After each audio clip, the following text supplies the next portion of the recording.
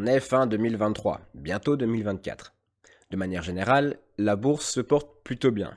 La crypto-monnaie commence à bien se porter, remonte tout doucement. Mais qu'en est-il de Pokémon? On arrive en 2024. Écarlate et Violet est sorti. Qu'est-ce que ça donne au niveau des prix? Est-ce que c'est toujours aussi intéressant d'investir là-dedans? Mesdames et messieurs, bienvenue dans cette nouvelle vidéo.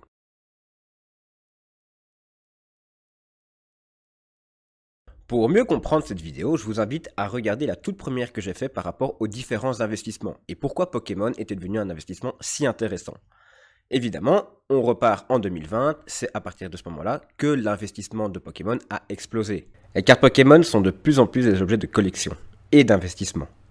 Si vous souhaitez diversifier vos placements en dehors des investissements traditionnels et développer votre côté collectionneur, tout en vous remémorant des vieux souvenirs, alors vous êtes sur la bonne vidéo. Mais est-ce qu'en 2023 ou en 2024, c'est encore intéressant d'acheter du Pokémon pour l'investissement? Car pour la collection, ça le sera toujours. Vous êtes passionné, vous ne ferez jamais attention au prix. Avec des valeurs d'échange dépassant la centaine de milliers d'euros par carte, par exemple un Pikachu Illustrator s'est ainsi vendu pour 5 300 000 $. Évidemment, on pense à la superbe vidéo que Logan Paul a pu faire pour se procurer cette carte. Et un Dracofeu, évidemment, qui a pu être aussi vendu pour 493 000 $ en 2021. C'est des années marquantes, principalement parce que ce fut les 25 ans de Pokémon. Et évidemment, on a eu la série des 25 ans qui a tout autant explosé et fait exploser les prix des différentes cartes. On peut le voir avec le prix de l'Ultram Premium Box Pikachu des 25 ans qui est sorti à ce moment-là. On peut compter qu'il y a eu une hausse en même temps de 536% des ventes eBay à cette période. Certains passionnés se sont transformés en véritables traders. Ils investissent des milliers d'euros dans un seul but, obtenir les cartes les plus rares et les revendre à 2-3 fois plus cher rapidement. On peut prendre cet exemple pour pas mal de youtubeurs ou même d'artistes. Exemple Lorenzo qui a pu vendre des cartes avec des cadres spécifiques et qui a fait un très beau multiplicateur de vente. En 2023, le marché continue de croître avec une production de 9,7 milliards de cartes Pokémon sur l'année 2022-2023. Mais la forte demande et l'effet de mode en 2021 ont créé une chute de prix en 2022, suite à la fin de la hype autour des cartes Pokémon. Le marché a pu revenir à des prix plus cohérents avec une base de fans qui s'est élargie, grâce à cette exposition fulgurante. C'est peut-être le bon moment de dénicher des cartes à des prix réduits par rapport à 2021 et réaliser des bons investissements. Si on se base sur les ventes de PECC, on peut remarquer que certaines cartes ont vachement diminué, presque même fait moins 50% sur leur prix de base. Et c'est pour ça que je parle de faire des bonnes affaires. Alors évidemment, ça reste un certain prix, mais quand on voit le prix que ces cartes avaient en 2021, clairement, il faut sauter dessus.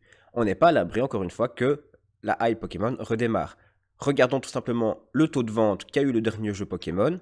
Ça a été le jeu Pokémon le plus vendu qu'il n'y ait jamais eu de l'histoire. Alors sûrement, et même probablement, que la hype reviendra un jour. Encore une fois, je parle en termes d'investissement. Tout collectionneur qui se respecte ne va pas commencer à scruter le prix de ces cartes. Il les gardera et sera fier de les exposer. Contrairement à l'investissement dans les voitures, les montres ou encore les sneakers, les cartes Pokémon ont l'avantage d'être facilement accessibles. À la fois le prix minimum pour entrer sur ce marché qui peut être d'une dizaine d'euros et des lieux de vente simples à trouver, comme eBay, en grande distribution ou même dans les brocantes, comme nous le verrons par la suite. Si vous êtes habitué à la liquidité des marchés comme la bourse ou la crypto-monnaie, ne vous attendez pas à acheter et vendre vos cartes aussi rapidement.